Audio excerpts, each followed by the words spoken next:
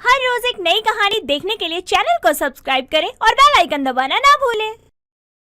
अनीशा और प्रियंका बचपन से ही एक दूसरे की बहुत अच्छी दोस्त थी। उन्होंने अपना स्कूल कॉलेज सब एक साथ ही किया था। दोनों हमेशा साथ रहती, लेकिन दोनों का स्वभाव एक दूसरे से बहुत अलग था। एक तरफ जहां अनीशा को पैसे के सिवाय कुछ नहीं दिखाई देता था और ना ही पैसे के आगे वो किसी भी इंसान का मोल रखती, तो वहीं दूसरी तरफ प्रियंका को पैसे से कोई खास लगाव नहीं था। उसके लिए पैसों से ज्यादा इंसान का मोल था।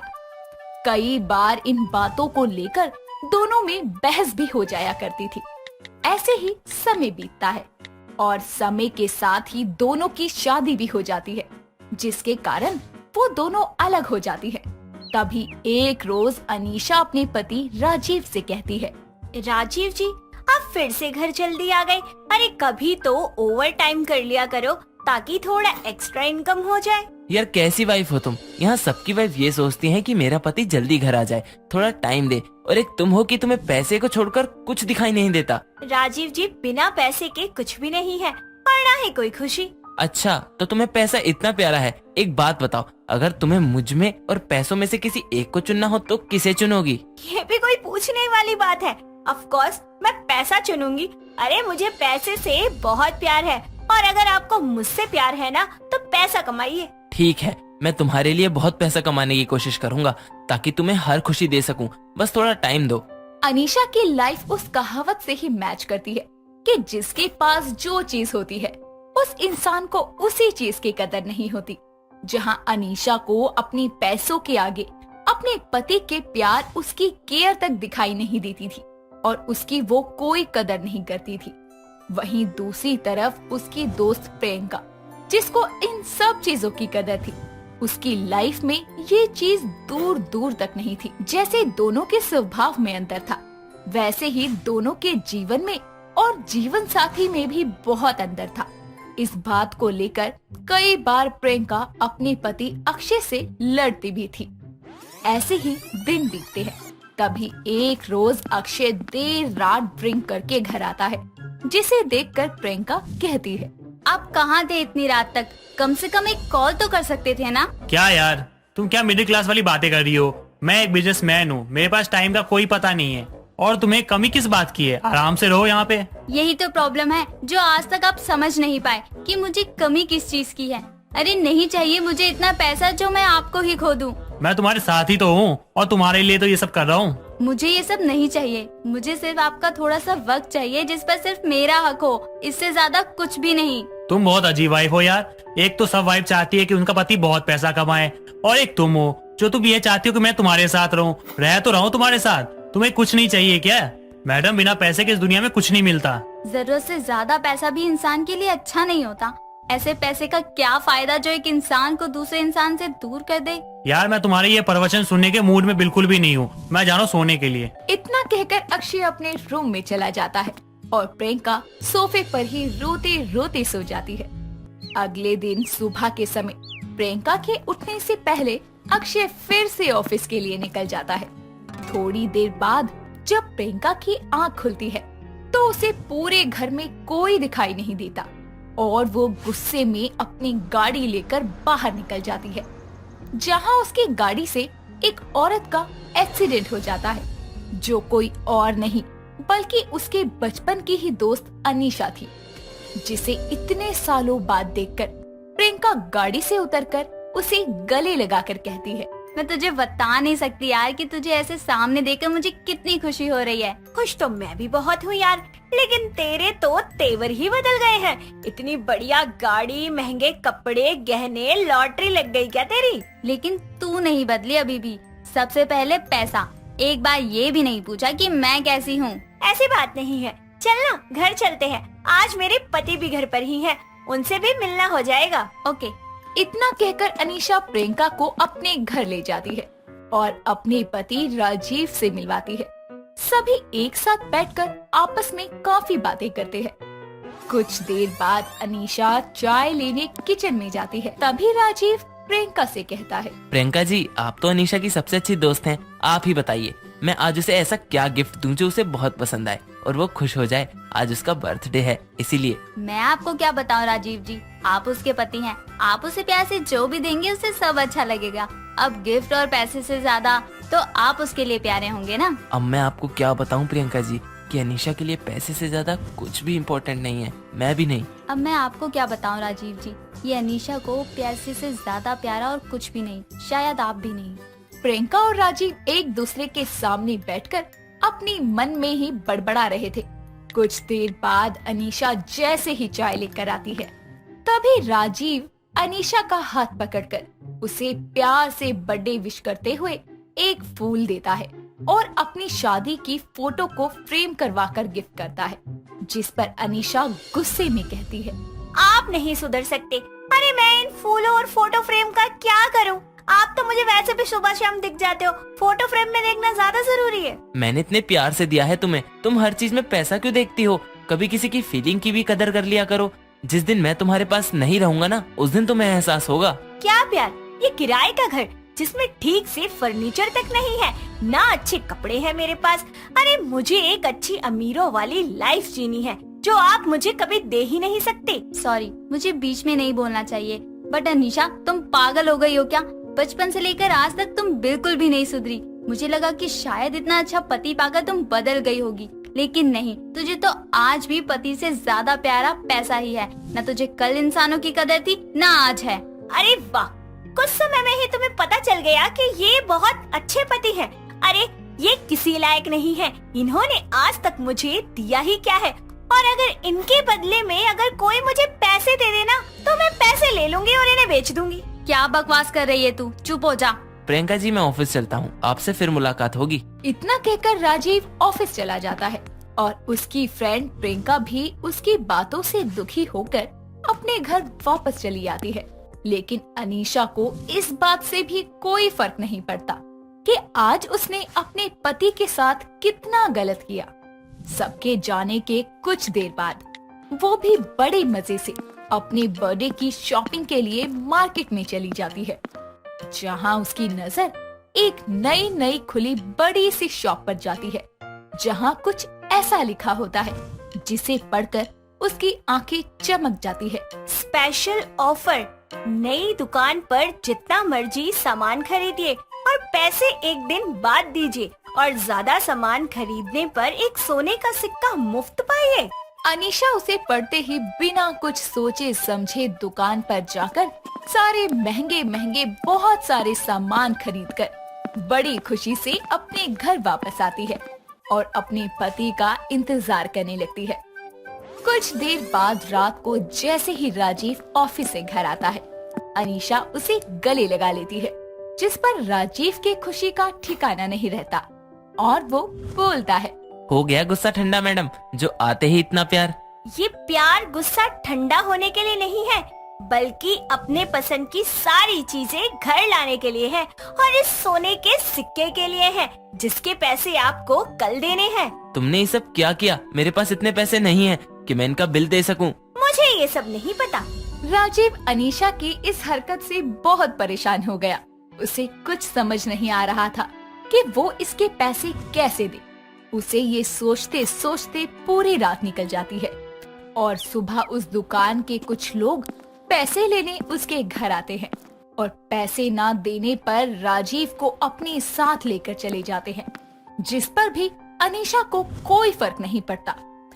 कुछ दिन तो सब ठीक ठाक चलता है और ठीक ठाक निकल जाता है, लेकिन कुछ दिन बाद उसे अपने पति की कमी महसूस होती है और अपनी गलती का पछतावा होता है, जिसके बाद वो अपनी फ्रेंड की मदद से अपने पति को घर वापस ले आती है और अपनी गलती की माफी मांगती है। तूफानी रात में विनय अपनी जान बचाते हुए इधर उधर कोई ठिकाना ढूंढता हुआ भागा जा रहा था। रात के घने अंधेरे में उसकी आंखों ने एक छोटी सी पर नजदीक में ही एक रोशनी देखी। वो उस रोशनी की तरफ दौड़ने लगा। वो रोशनी एक घर में से आ रही थी, जहाँ जाकर वो छुप चुका था। वो घर के आसपास देखता है, वहाँ पर एक स्विमिंग पूल पर उसकी नजर जाती है और वो उसमें छलांग लगा देता है। जैसे ही वो उसमें कूदता है, उसकी मौत हो जाती है क्योंकि पानी में जहर था। अगली सुबह नेहा अपने ऑफिस के लिए निकल रही होती है तो उसको पीछे से कोई आवाज देता है और वो कोई और नहीं बल्कि उसी का दोस्त विकास होता है। नेहा रुको जरा, हाँ, क्या हुआ? आज की न्यूज़ देखी तुमने? नहीं तो, भला ऐसा क्या आ गया न्यूज में? अरे तुझे पता है कल रात हमारे घर से 5 किलोमीटर दूर एक इंसिडेंट हुआ है। अच्छा, कैसा इंसिडेंट? जहर देकर मारा है उस आदमी को और उसके बाद उसकी लाश को पानी में फेंक दिया। नहीं नहीं, पानी में जहर था। तुम्हें कैसे पता कि पानी में जहर था? अरे यार, बहुत आसान है ये समझना। कोई इंसान किसी को भी पहले जहर देगा फिर उसे पानी में फेंकेगा। भला किसी के पास इतना टाइम है क्या खराब करने के लिए? इससे अच्छा तो पानी में जहर मिला दो, बंदा डूबेगा तो खुद ही मर जाएगा। देखो ऑफिस के लिए लेट हो रहा है और मुझे तुमसे बहस नहीं करनी। अरे हाँ, बहुत लेट हो गया है वैसे भी। चलो जल्दी चलते हैं। वो दोनों ऑफिस पहुंचते हैं जहां ऑफिस में हर तरफ बस यही बातें हो रही थी। तो ऐसे में नेहा की एक दोस्त निधि उसके पास आकर उससे बोलती है, पता है नेहा कल क्या हुआ? हाँ हाँ, जानती हूँ कि एक बहुत बड़ा इंसिडेंट हुआ है, लेकिन उसके बारे में इतनी ज्यादा बातें करने की क्या जरूरत है? ये तू क्या कह रही है? तेरे अंदर दिल नाम की चीज नहीं है क्या? अब भला इसमें दिल की बात कहाँ से आ गई? यार, कोई किसी को बिना वजह थोड़ी ना मारेगा। जो तुम किसी पर भी बिना सोचे समझे इल्जाम लगाए जा रही हो, कोई ना कोई वजह तो रही होगी ना। अच्छा ठीक है, चिल कर अब। नेहा निधि से बात कर ही रही होती है कि नेहा का फोन बजता है। वो फोन उठाने के लिए साइड में चली जाती है और फिर कहती है, हाँ विराट, कहो। कहाँ हो? ऑफिस? तुमसे मिलना था मुझे। अभी पॉसिबल नहीं है। क्यों पॉसिबल नहीं है? यार, मैं अभी तो आई हूँ ऑफिस और तुम कह रहे हो कि तुमसे मिलने आ जाऊँ। अच्छा ठीक है, हाफ डे लेकर आ जाना। अच्छा ठीक है, आ जाऊंगी। पीछे विकास खड़े होकर नेहा की सारी बातें सुन लेता है और वो उसके पास जाता है और कहता है, किससे बात कर रही थी? दोस्त से? कौन से दोस्त से? तुम नहीं जानते? नाम क्या है? तुम इतना पूछताछ क्यों कर रहे हो? क्योंकि मैं तुम्हारा बॉयफ्रेंड हूँ और मुझे ये जानने का पूरा हक है कि तुम किससे बात करती हो और किससे नहीं। अब तुम मुझ पर शक कर रहे हो? मैं जा रही हूँ। नेहा गुस्से में अपने ऑफिस से चली जाती है। विकास उसे रोकने की बहुत कोशिश करता है पर वो नहीं मानती और सीधे विराट से जाकर मिलती है। उसे गुस्से में देखकर विराट उससे पूछता है, क्या हुआ तुम्हें? इतना आग बबूला कैसे बनी हुई हो? क्या बताऊँ यार, वो विकास है ना, उसने दिमाग खराब कर दिया मेरा। तो उसे भी वहाँ पहुँचा दो जहाँ विनय को पहुँचाया है। बस मैं यही सब सोच रही थी, उसी से थोड़ा परेशान हो गई। अगले दिन विराट और नेहा मिलकर विकास को उठा लेते हैं और उसके साथ भी बिल्कुल वही हश्र करते हैं जो कि उन्होंने विनय के साथ किया था। विकास अपने आप को बचा नहीं पाता और फिर से अगले दिन न्यूज में यही खबर आती है जैसी विनय के टाइम पर आई थी।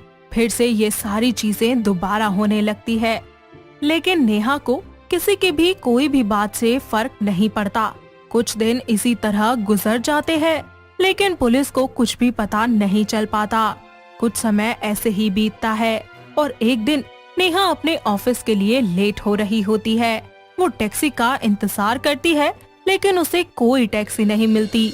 तो उसके पास एक विहान नाम का आदमी अपनी बाइक पर आकर रुक जाता है और नेहा से कहता है, क्या मैं आपको कहीं ड्रॉप कर सकता हूँ? नो थैंक्स, मैं मैनेज कर लूंगी। वो तो दिख ही रहा है। फाइन, वैसे भी मुझे बहुत लेट हो चुका है। विहान नेहा को उसकी ऑफिस छोड़ देता है। नेहा विहान को बिना थैंक यू बोले अपने ऑफिस में जाने लगती है तो विहान उसे पीछे से आवाज लगाते हुए कहता है, हेलो मिस, कहाँ चली जा रही हो? ऑफिस जा रही हूँ, दिखाई नहीं देता? वो तो नजर आ रहा है, पर शायद आपको कुछ कहना चाहिए था अभी। थैंक यू, बस अब मैं जाऊँ? जी बिल्कुल। इस सब के बाद विहान वहाँ से चला जाता है। नेहा ऑफिस में जाने के बाद विहान के बारे में सोचने लगती है। पहली बार मुझे ऐसा महसूस हुआ है किसी के साथ बैठकर, उसके बोलने का तरीका। नेहा, तू भी यार कुछ भी सोचती रहती है, जाने दे और अपने काम पर ध्यान दे। नेहा अपने काम करने में लग जाती है। थोड़ी देर के बाद नेहा के पास एक प्यान आता है और उससे कहता है, मैम, आपसे मिलने के लिए कोई आया है। कौन है? वो तो पता नहीं, पर उन्होंने अपना नाम विहान बताया है। विहान? ये कौन है? चलो मैं देखती हूँ। नेहा उससे मिलने के लिए चली जाती है। जब वो नीचे आकर देखती है तो उसे पता चलता है कि उससे मिलने कोई और नहीं बल्कि वही लड़का आया है जिसने उसे आज सुबह ऑफिस ड्रॉप किया था। वो उसको देखकर खुश भी होती है और साथ ही थोड़ी चौंक भी जाती है।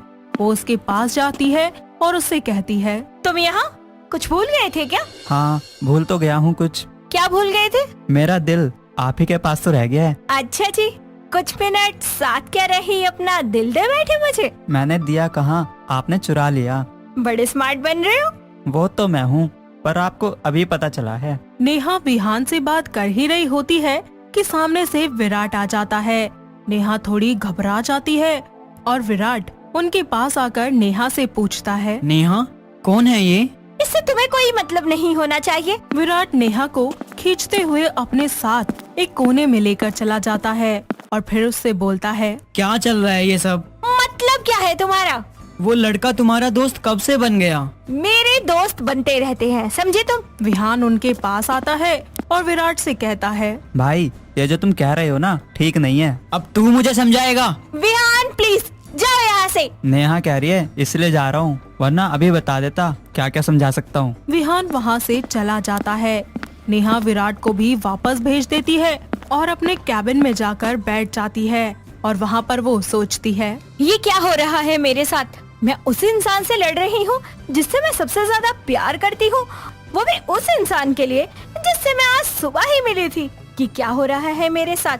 कहीं ऐसा तो नहीं कि मैं विराट से प्यार ही नहीं करती और शायद मुझे विहान से प्यार हो गया है। अगले दिन नेहा विराट को अपने घर पर बुलाती है।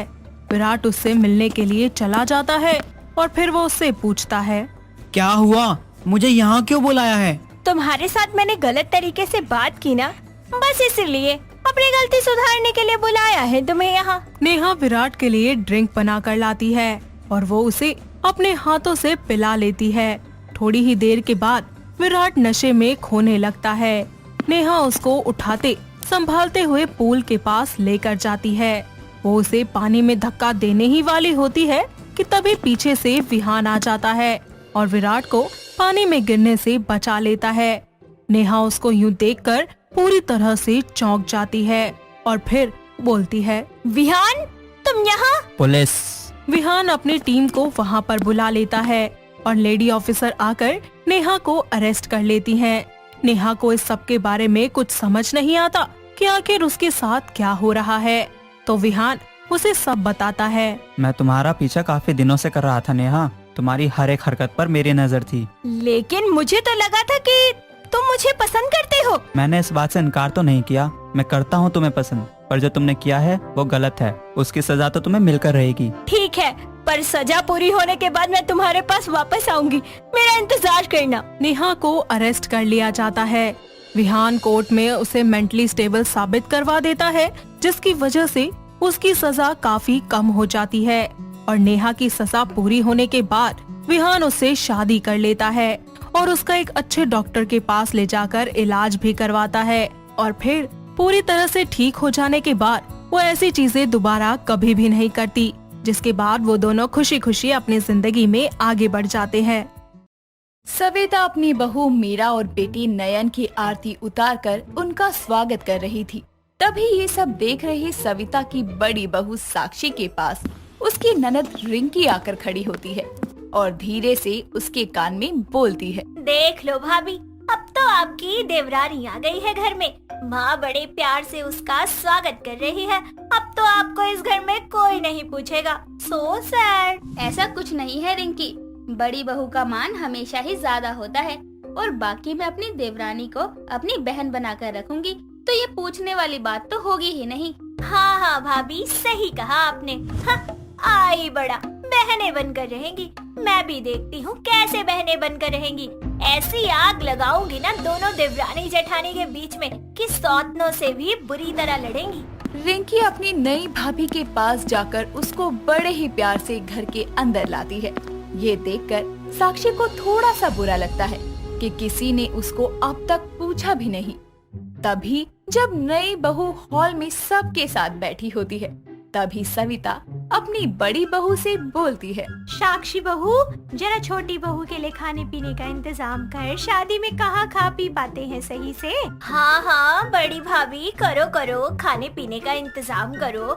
मेरी प्यारी छोटी भाभी को भूख लगी होगी, है ना नहीं भाभी? मीरा हल्की सी मुस्कान के साथ अपनी ननद को सहमति दिखाती है। कुछ देर में साक्षी खाना बनाकर दूल्हा दुल्हन को खाना खिलाकर उन्हें कमरे में भेज देती है, जहां आकर मीरा नयन से बोलती है। रिंकी दीदी कितनी अच्छी है ना, सच में एक बेस्ट फ्रेंड जैसी ननद मिलना किस्मत की बात है। हाँ रिंकी है तो अच्छी, लेकिन ये बहुत शरारती है, थोड़ा बच के रहना। कुछ दिन यूं ही गुजरते हैं। एक शाम मीरा को सविता बोलती है। छोटी बहू, बेटा तुझे तो पहली रसोई करने के बाद घर के कामों की शुरुआत करनी होगी, तो तब तक बड़ी बहू ही घर का सारा काम कर लेगी। तो सबसे पहले खाने में मीठा बनाना, फिर बाकी का काम करना। ठीक है माँ जी। शाम का खाना बनाने के बाद साक्षी जैसे ही रसोई में जाने लगती है, तभी वहाँ मीरा आकर उससे बोलती है। जेठानी जी, माँ जी ने मुझे कुछ मीठा बनाने के लिए बोला है, आप मेरी मदद कर देंगी? करूँ या नहीं? नहीं, थोड़ा रौब दिखाती हूँ जेठानी होने का। सॉरी देवरानी जी, मुझे और भी बहुत काम है। इतना बोलकर साक्षी वहाँ से चली जाती है। तभी ये सब देख रही रिंकी खुद से बोलती है। हेलो जी, भाभी ने तो मुझे मौका दे दिया देवरानी जेठानी में आग लगाने का। अब देखना साक्षी भाभी, आपका ये इनकार आपके ऊपर कितना भारी पड़ता है। रिंकी अपनी मायूस खड़ी भाभी मीरा के पास आकर बोलती है। क्या हुआ भाभी, आप ऐसे उदास क्यों हो? मेरी पहली रसोई है और मुझे कुछ नहीं पता कि यहाँ क्या कैसे करना है। जेठानी जी से मदद मांगी तो उन्होंने मना ही कर दिया। अच्छा, कोई बात नहीं भाभी, मैं हूँ ना। वो क्या है ना, बड़ी भाभी आपके आने से थोड़ा चिड़ी हुई है। आपके आने के बाद कोई उनको पूछ नहीं रहा ना, पर कोई बात नहीं, चलो मैं आपकी मदद करती हूँ। रिंकी अपनी भाभी मीरा की मदद तो करती है, लेकिन दूसरी तरफ वो मीरा के मन में साक्षी के लिए कड़वी बातें भर देती है। ऐसे ही शाम को जब सभी खाना खाने बैठते हैं, तो खाने की टेबल पर बैठी साक्षी मीरा से नमक मांगते हुए बोलती है। मीरा, जरा अपने पास रखी नमक की डिब्बी देना। मीरा साक्षी की बात को अनसुना करके अपना खाना खाती रहती है। ये देखकर साक्षी के बगल में बैठी रिंकी उससे बोलती है। देख रही हो बड़ी भाभी, आपकी देवरानी आपको अभी से अकड़ दिखाने लग गई। सही है, अब वो आपको आपकी जगह दिखाने लगेगी। उससे पहले मैं इसको इसकी जगह दिखा दूंगी। बड़ी बहू हूँ मैं इस घर की, जानती नहीं है वो कि मैं क्या क्या कर सकती हूँ। सभी खाना खाकर अपने अपने कमरे में आराम करने चले जाते हैं और सोने के वक्त नयन अपनी पत्नी मीरा से बोलता है। आज खाने की टेबल पर तुमने भाभी को नमक क्यों नहीं पास किया? कोई झगड़ा हुआ है क्या भाभी के साथ तुम्हारा? झगड़ा नहीं तो, और उन्होंने कब मांगा नमक, मुझे तो सुनाई ही नहीं दिया। और क्यों सुनाई दे, उनको सुनाई दिया था जब मैंने उनसे मदद मांगी थी। अच्छा चलो कोई नहीं। दोनों पति पत्नी आराम से सो जाते हैं। ऐसे ही कुछ दिनों बाद मीरा को किसी काम के लिए कुछ पैसों की जरूरत पड़ती है, तो वो अपनी सास के पास आकर बोलती है। माँ जी, मुझे कुछ पैसे चाहिए, सामान लाना है। बेटा, तिजोरी की चाबी तो बड़ी बहू के पास है, रुक मैं उसे बोल देती हूँ। सविता अपनी बड़ी बहू को बुलाकर बोलती है। साक्षी बहू, छोटी बहू को कुछ पैसे चाहिए, जरा दे दे बेटा। ठीक है माँ जी, अभी मैं काम कर रही हूँ, वो खत्म करके दे देती हूँ। साक्षी इतना बोलकर अपना काम करने चली जाती है। बहुत देर तक भी जब साक्षी मीरा को पैसे देने नहीं आती, तो मीरा उसके कमरे में जाकर देखती है, जहाँ साक्षी आराम से सो रही होती है। ये देखकर मीरा बोलती है। मुझे पैसे देने की जगह ये यहाँ सो रही है, अब कुछ पैसों के लिए क्या मुझे इनके आगे पीछे घूमना पड़ेगा? मीरा के इतना बोलते ही रिंकी वहाँ आती है और अपनी भाभी से बोलती है। क्या हुआ भाभी, आप बड़ी भाभी के कमरे के बाहर क्या कर रही हैं? माँ जी ने इनको कहा था मुझे कुछ पैसे दे दे, और ये यहाँ आकर सो रही हैं। ओ, शायद भाभी आपसे बदले ले रही हैं। वो आपको दिखाना चाहती हैं कि उनकी क्या अहमियत है इस घर में। आपको कुछ पैसों के लिए पीछे पीछे दौड़ाना चाहती हैं। मैं इनकी गुलाम नहीं हूँ, और इस घर की तिजोरी पर जितना हक इनका है उतना मेरा भी है। अब देखना मैं क्या करती हूँ। शाम होने पर मीरा तिजोरी से कुछ पैसे खुद ही निकाल लेती है।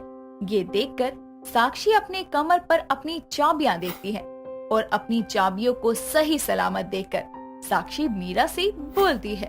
मीरा, ये तिजोरी की चाबियां तो मेरे पास है, तो तुमने ये कौन सी चाबी से तिजोरी खोली? मेरे पास मेरी खुद की चाबियां हैं।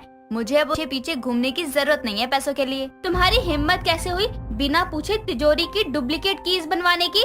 तुम रुको, मैं अभी माँ जी को बताती हूँ। साक्षी बाहर गुस्से में अपनी सास को हॉल में बुलाती है और उसकी ऐसी आवाज सुनकर नयन और रिंकी भी बाहर आते हैं। तभी साक्षी अपनी सास के आते ही बोलती है। माँ जी, आपने ना छोटी बहू को आते ही कुछ ज्यादा सर पर चढ़ा लिया है। अरे उनकी इतनी हिम्मत बढ़ गई कि तिजोरी की डुप्लीकेट चाबियां बनवा ली इन्होंने। छोटी बहू, साक्षी बहू सच कह रही है क्या? हाँ माँ जी, लेकिन मुझे ऐसा मजबूरन करना पड़ा। आज सुबह जब मैंने आपसे कहा कि मुझे पैसे चाहिए, लेकिन आपने कहा कि जेठानी जी दे देंगी। इन्होंने मुझे काफी देर इंतजार करवाया, लेकिन पैसे भी नहीं दिए। अरे मैं भी इस घर की बहू हूँ, मैं बार बार जाकर इनके सामने हाथ थोड़ी फैलाऊंगी। अरे बेटा, अपनी जेठानी से मांगने में भला कैसी शर्म? ये तुम दोनों का घर है, तुम दोनों यहाँ प्यार से रहो। माँ जी, मुझे नहीं रहना प्यार से। आज तो मैं साफ करती हूँ, मुझे बंटवारा चाहिए। सबको जब अपनी इस छोटी बहू से ही प्यार है तो इसको ही रखो आप। भाभी, आप ये क्या कह रही हैं? बंटवारा शब्द आपने इस्तेमाल करने की सोची भी कैसे? अरे भैया काम से बाहर गए हैं, अगर वो ये सुनते तो उन्हें तो गुस्से से पागल हो जाना था। गलत क्या कहा जेठानी जी ने? मुझे भी चाहिए बंटवारा। माँ जी, आज से मैं अपने पति के साथ अलग होती हूँ। पागल हो गई हो क्या? घर में हो रहे इस बंटवारे की बात से रिंकी को समझ आता है कि उसकी लगाई आग आज उसके घर को और उसके रिश्तों को बिखेरने ही वाली है।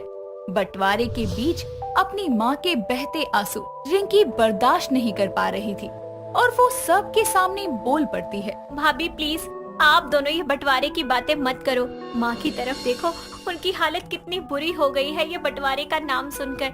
आप दोनों के मन में जहर भरने वाली तो मैं ही थी। मैंने ही आप दोनों के बीच में आग लगाई थी, लेकिन मैं नहीं चाहती कि आप इस घर के 2 हिस्से कर दें। क्या? तो तू इन सब की जड़ है? अरे अपने हंसते खेलते परिवार में आग लगाते हुए तुझे शर्म नहीं आई? माँ, मुझे माफ कर दो, मैं बहुत शर्मिंदा हूँ, प्लीज मुझे माफ कर दो। रिंकी अपनी दोनों भाभियों और माँ से माफी मांगती है, जिसके बाद सभी उसे माफ कर देते हैं और दोनों देवरानी जेठानी एक नए सिरे से अपने रिश्ते की शुरुआत करके इस घर की एकता और शांति को बनाए रखने की कोशिश करती हैं। बात पुराने समय की है। अंधेर नगरी नामक राज्य में अनबुझ नाम का एक बहुत ही बड़ा अत्याचारी और दुष्ट राजा राज करता था। राजा को केवल अपने सुख समृद्धि और ऐशो आराम से मतलब था। प्रजा के जनहित में कार्य करना उसे समय व्यर्थ करना मालूम होता था। एक रोज आम सभा के दौरान एक बुढ़िया राजा के पास अपनी समस्या लेकर पहुंचती है। राजा साहब, मैं बड़ी गरीब और असहाय हूँ। जंगल में लकड़ियाँ काटकर उन्हें बेच के गुजारा कर पाती हूँ। महल से कुछ सहायता प्राप्त करने की इच्छा से यहाँ आई हूँ। किस प्रकार की सहायता बुढ़िया? ये राजमहल है, कोई सहायता केंद्र नहीं। महाराज क्रोधित न हो। प्रजा यदि अपने राजा से सहायता की गुहार नहीं करेगी तो कहाँ जाएगी? राजमहल के मंत्री होकर प्रजा का पक्ष ना लो मंत्री। इन भूखी प्रजाओं के लिए यदि हम राजकोष की मुद्राएं लुटाने लगे तो राजा से कंगाल बनने में हमें अधिक समय नहीं लगेगा। किंतु महाराज, इस तरह तो मैं गरीबी में मृत्यु को प्राप्त हो जाऊंगी, कृपा करें। सैनिक, इस बुढ़िया को ले जाकर कैद खाने में पटक दो। मुझे अपनी प्रजा में ऐसे असहाय और कमजोर लोगों की आवश्यकता नहीं। राजा के आदेश पर सैनिक उस बुढ़िया को बंदी बनाकर वहां से ले जाते हैं, जिसके बाद राजा बाकी सभी मंत्रियों को सभा से जाने का आदेश देकर अकेले में मंत्री से बात करते हुए कहता है। मंत्री, हम आज शिकार पर जाने का विचार कर रहे हैं, तो सैनिकों की एक टुकड़ी को शिकार पर चलने का आदेश दो। और हाँ, शिकार के लिए नए तीर मंगवाना ना भूलना। माफ कीजिएगा महाराज, पर नए तीरों का प्रबंध हो पाना संभव नहीं है। एक राजा के लिए सब कुछ असंभव है, क्या तुम इस बात से अपरिचित हो? महाराज, नए तीरों का जखीरा समाप्त हो चुका है और खाली देश से तीर मंगवाने के लिए अधिक से अधिक धन की आवश्यकता है। यदि राजकोष से धन का प्रयोग तीरों के आयात में किया जाएगा तो इस आने वाली पूर्णिमा को महाकाली के मंदिर में होने वाली पूजा करना संभव नहीं हो पाएगा महाराज। राजा के राजकोष में धन की कमी होना क्या एक राजा के लिए शोभनीय है? धन की पूर्ति के लिए और मुद्राओं के निर्माण का आदेश दिया जाए। कैसा बुद्धिहीन राजा है। अब इसे क्या बताऊं कि मुद्राएं छपाने से धन की पूर्ति नहीं होती।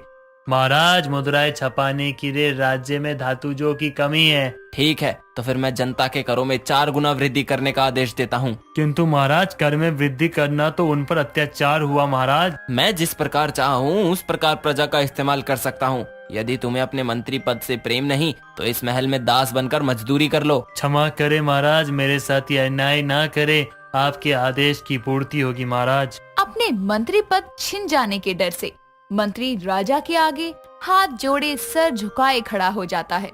अगले दिन अंधेर नगरी में कर में 4 गुना वृद्धि होने की घोषणा कर दी जाती है। इस घोषणा को सुनकर सभी गांव वाले चिंतित हो जाते हैं। तभी बिंदिया, जो अपनी पड़ोस में रहने वाली रजनी के साथ मटका लेकर पानी भरने जा रही होती है, वो कहती है, रजनी, ये राजा ने कैसा फैसला लिया है। कर में 4 गुना वृद्धि कर दी इस अनबुझ राजा ने। इसकी बुद्धि क्या घास चरने गई थी। धीरे बोल पागल, अगर किसी महल के आदमी ने सुन लिया तो राजा ने जिस प्रकार कर बढ़ाया है ना, वैसे तेरी जीवन रेखा को भी घटा देगा। परंतु रजनी, अब हम गरीबों का क्या होगा। फसल बेचकर जो धन आता है वो भी कर के रूप में राजा को देना पड़ेगा, और जो थोड़ा सा बचेगा उसमें भला हम किस प्रकार गुजारा करेंगे। अरे उसकी चिंता बाद में करियो, पहले इन भारी मटकों को घर कैसे लेकर पहुँचे वो बता। इन्हें पकड़े पकड़े तो मेरे हाथ और दर्द करने लगे हैं। दोनों बातें कर ही रही होती हैं कि तभी उसी मार्ग से भोला नाम का एक ब्राह्मण गांव लौट रहा होता है। तभी वो अपने हाथ में पकड़ी लाठी और अपने थैले से नारियल की रस्सी निकालकर दोनों औरतों के पास जाता है। मैं आप लोगों की कुछ सहायता कर दूं? भोला जी, आप भोला ब्राह्मण जी को प्रणाम। आप गांव कब लौटे? अभी मैं गांव ही लौट रहा था कि मार्ग में तुम्हें इन पानी के मटकों को लिए परेशान देखा तो सहायता करने चला आया। किंतु भोला जी, आप ये दोनों मटके किस प्रकार उठा पाएंगे? ना, ये दोनों भरे मटके मैं नहीं उठाने वाला। तो फिर क्या आप इन्हें उठाए बिना ही हमारे घर तक पहुंचा दोगे? मैं एक ब्राह्मण हूँ, कोई जादूगर नहीं। अपनी बुद्धि का प्रयोग कर कर ही सहायता करूँगा। इतना कहकर भोला ब्राह्मण उस नारियल की रस्सी को दोनों मटकों की गर्दन पर बांध देता है और दोनों मटकों को लाठी के बीच में कुछ दूरी पर लटका कर कहता है, लो, अब आप लोग इस भारी मटके को आसानी से घर तक ले जा सकती हो। भोला जी, सच में आपकी बुद्धि और चतुराई का कोई जवाब नहीं। काश ऐसी बुद्धि हमारे उस राजा के पास भी होती तो वो अपनी प्रजा पर 4 गुना कर लगाकर अत्याचार न करता। बिंदिया की बात सुनकर भोला ब्राह्मण राजा के बेतुके और कठोर फैसले के बारे में पूछता है। बिंदिया भी उसे प्रजा पर हो रहे अत्याचारों से अवगत कराती है और वो गांव की तरफ चल पड़ते हैं। गांव वालों से राजा अनबुझ के अत्याचारी मिजाज के बारे में सुनकर वो अपने मित्र, जो राजा का मंत्री था, उससे मिलने उसके घर जाता है। अरे भोला, तुम कितने दिनों बाद आए हो। आओ बैठो, बताओ तुम्हारी यात्रा कैसी रही। यात्रा तो मंगलमय रही मित्र, किंतु गांव के हालात कुछ मंगल नहीं दिखाई पड़ते। ये महाराज अनबुझ क्यों इतने अत्याचारी होते जा रहे हैं? क्या बताऊं मित्र, अब अनबुझ नाम के राजा से आशा भी क्या की जा सकती है। उसे तो प्रजा की समस्याओं और जरूरतें ना सूझती है ना बूझती है। प्रजा के दुखों से उसे बिल्कुल कोई फर्क नहीं पड़ता। बताओ, पहले उसने गरीब प्रजाओं की जमीन को अपनी रानी के नए भवन के निर्माण के लिए बलपूर्वक छीन लिया। अब राजकोष में धन की पूर्ति के लिए प्रजा पे कर का बोझ डाल दिया है। इस प्रकार तो अंधेर नगरी की प्रजा का भविष्य इस अत्याचारी राजा के कृत्यों के कारण अंधेरे में ही पहुंच जाएगा। मित्र, तुम्हारी बुद्धि का कोई जवाब नहीं।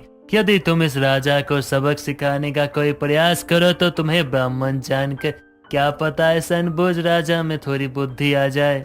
मंत्री के कहने पर ब्राह्मण गहन विचार करता है और अगली सुबह राजा से मिलने महल पहुंचता है। राजा अनबुझ को ब्राह्मण का प्रणाम। कहिए ब्राह्मण देवता, महल में किस कार्य से पधारे हैं आप? महाराज, मैं आपके इसी गांव का निवासी हूँ। कल ही अपनी यात्रा कर कर लौटा हूँ। यात्रा धार्मिक थी, इसलिए उसके पूरा होने पर नगर में मैं एक भोज आयोजित कराना चाहता हूँ। और उसमें आपकी सहायता का वचन चाहता हूँ। क्यों नहीं ब्राह्मण देवता, आप ब्राह्मणों का दर्जा सर्वश्रेष्ठ है। हम क्षत्रिय पुण्य कमाने के लिए ब्राह्मण भोज कराते हैं और आज हमारे राज्य के एक ब्राह्मण देवता नगर में भोज कराने की इच्छा रखते हैं, तो ये राजा आपकी हर तरह से सहायता करेगा। ये क्या महाराज, बिना बात जाने आपने वचन दे दिया? अगर कोई बड़ी सहायता मांग ले इस ब्राह्मण ने तो? अरे ब्राह्मणों को ना नहीं करते मंत्री। अब सहायता में मेरा राज्य और महल तो नहीं ले लेगा। शांत बैठो तुम। ब्राह्मण सहायता का वचन लेकर मुस्कुराते हुए घर जाता है। अगले दिन से ब्राह्मण मंत्री के साथ मिलकर नगर भोज की तैयारी करता है। दोपहर के समय पूरे अंधेर नगरी की प्रजा को महल में भोजन करवाया जाता है। भोज होते होते रात हो जाती है। राज्य के सभी नगरवासी पेट भर भोजन करते हैं, साथ ही घर भी ले जाते हैं। राजा जब अपना कार्य खत्म करके महल पहुंचता है तो भोज होते देखकर मन ही मन कहता है, अच्छा, तो ब्राह्मण को महल में नगर भोज करवाना था। महाराज, आपके राजकोष के धन की सहायता के कारण नगर भोज की मेरी इच्छा अच्छे से संपन्न हो पाई। इसके लिए मैं आपका आभारी हूँ। ये बात सुनते ही राजा के होश उड़ जाते हैं और वो हैरान होकर कहता है, ये क्या कह रहे हैं आप? इतने बड़े नगर भोज में आपने महल के राजकोष का धन का प्रयोग किया? किसकी अनुमति से? आपकी ही अनुमति से महाराज। आपने ही तो नगर में भोज की हर संभव सहायता का वचन दिया था। ब्राह्मण देवता, यदि नगर भोज करवाने के इच्छुक थे तो उस पर व्यय राजकोष से किस प्रकार किया जा सकता है? आपकी निजी यात्रा पूर्ति भोज के लिए राजकोष के धन का प्रयोग उचित नहीं। किंतु आपने मुझे सहायता का वचन दिया था महाराज। यही तो गलती की। किंतु आप निजी कार्य के लिए राजकोष धन की बर्बादी नहीं कर सकते। तो फिर अपने निजी ऐशो आराम और कार्यों के लिए आप प्रजा की जमीन छीनना और उन पर अत्यधिक कर लगाकर अत्याचार किस प्रकार कर सकते हैं? यदि ये सही है तो मैंने क्या गलत किया महाराज? ब्राह्मण की बात सुनकर उसे समझ आता है कि ब्राह्मण ने उसके साथ वही किया जो वो आज तक प्रजा के साथ करता आ रहा है। साथ ही उस चतुर ब्राह्मण की चतुराई से भी वो परिचित हो जाता है। तभी वो अपने किए हुए सारे कर्मों के लिए शर्मिंदा होकर ब्राह्मण से क्षमा मांगता है। साथ ही चतुर ब्राह्मण को अपने महल में सलाहकार के पद पर नियुक्त करता है। सपना रात का खाना बना रही होती है कि तभी उसकी सास शांति उसके पास आकर उससे बोलती है, बहू एक काम करना, आज मीठे में खीर बना लेना। माँ जी, खीर तो मेरी माँ बनाया करती थी। उनके जैसी खीर कोई नहीं बना सकता। एक दिन गलती से खीर में मीठा ज्यादा हो गया और वो खीर मेरे पापा ने खा ली, जिसके बाद वो चल बसे। क्यों री, तेरी माँ ने खीर में चीनी के बदले जहर डाल दिया था क्या? नहीं माँ जी, मेरे पापा को तो शुगर था ना, वो चीनी ही उनके लिए जहर बन गई। बहुत बुरा हुआ उस दिन मेरी माँ के साथ। और पता है, तब से लेकर मेरी माँ आज तक फीका खाना खा रही है। हाय, खीर मेरे पापा की दुश्मन बन गई। ओ बहू रानी, अब रहने दे, बहुत हो गया तेरा। अपनी ये दुख भरी कहानी कभी बाद में सुना लियो। और हाँ, खीर मैं ही बना लूंगी, तू रहने दे। पता चला खीर में चीनी की जगह नमक ही मिला दे रो रो के। पर माँ जी, आगे तो सुन लो। सपना अपनी दुख भरी कहानी अपनी सास को सुना ही रही होती है कि शांति बिना उसकी कोई बात सुने ही वहाँ से चली जाती है और सपना खुद से बोलती है, इस घर में तो कोई मेरी सुनने वाला ही नहीं है। मेरा दुख किसी को समझ ही नहीं आता। हाय, इतने लोगों में भी मैं कितनी अकेली हूँ। इतना बोलकर रोते हुए वो एक बार फिर से अपने काम में लग जाती है। और कुछ ही देर के बाद सपना का पति नकुल भी ऑफिस से घर लौट आता है और आते ही अपनी एक इम्पोर्टेंट फाइल अलमारी में रखने जाता है। जैसे ही नकुल अलमारी खोलता है, उसमें से एक बड़ा सा चूहा निकलता है, जिसे देखकर नकुल जोर से चिल्लाते हुए बोलता है, ओ माय गॉड, अलमीरा में इतना बड़ा चूहा। सपना, क्या करती हो पूरा दिन? इधर आओ अभी के अभी। जी आ रही हूँ। जी कहिए, क्यों चिल्ला रहे हैं? एक बात बताओ, तुम सारा दिन करती क्या हो? चूहा चूहा तो हमारे घर में था, वो भी इस चूहे से भी बड़ा। पर बात ये थी कि किसी को पता नहीं नहीं था कि चूहा अलमारी के अंदर अपना घर बना रहा है। उसने हमारे घर की सारी प्रॉपर्टी के कागज और सारे कागज कुतर डाले, जिसकी वजह से प्रॉपर्टी मेरे भाई के नाम नहीं हो सकी और अब वो प्रॉपर्टी बेच नहीं पाए। बस करो दुखी आत्मा, यहाँ मैं तुम्हारी दुख भरी कहानी सुनने नहीं बैठा। मैं तुमसे बस ये बोल रहा हूँ कि अलमारी में चूहा है। अब मैं ये फाइल कहाँ रखूँ? आप गुस्सा क्यों कर रहे हैं? मुझे दीजिए, मैं रख दूंगी। और मैं तो बस आपसे ये बोल रही थी कि ये अपना का की अपने पास रखो। मैं बाद में आराम से तुम्हारी आगे की दुख भरी कहानी सुन लूंगा। अभी मुझे थोड़ा काम करने दो।